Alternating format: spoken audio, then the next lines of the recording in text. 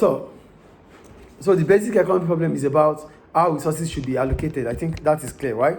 Yes. Good. So what are the questions? What are the problems that we have when it comes to allocating resources? They are the economic questions, which are what to produce, how to produce, and for whom to produce to.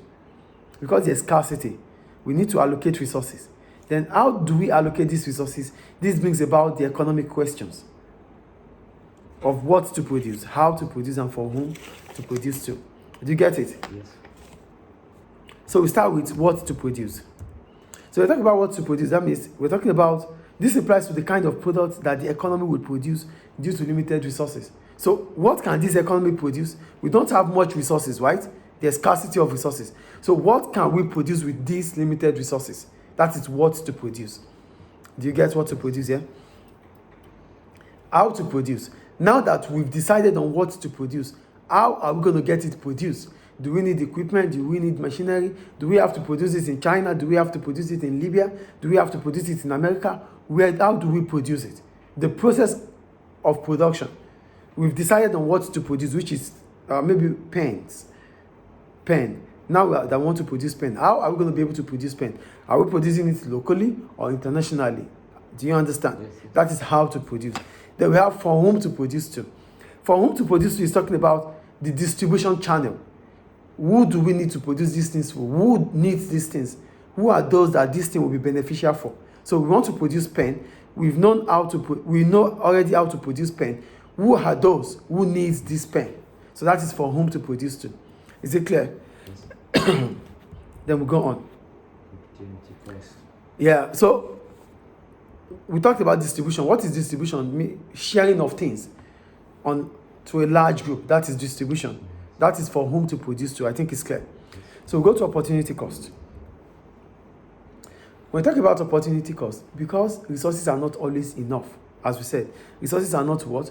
Always enough. That means we have to decide on what to do. Yes or no? The best alternative. Yeah, so we have to decide on the best. Yes.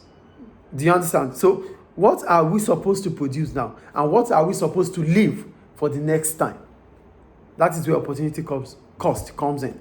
So what is opportunity cost? Opportunity cost is the cost of the next best alternative forgone. So that is the cost. That means we have to produce either a black pen or a red pen. So if you are producing a black pen, the opportunity cost is what? The red pen that is not going to be produced. Yes. So if you have to produce a black pen, a red pen, do you have a blue pen there? It's true. Okay, let's assume we have to produce a black pen, a red pen, and a ruler. Yes. So if we are producing a black pen, the opportunity cost is the pen, not the ruler. Yes. So the next best alternative for gun is the opportunity cost, not the third one. The next best. Yes.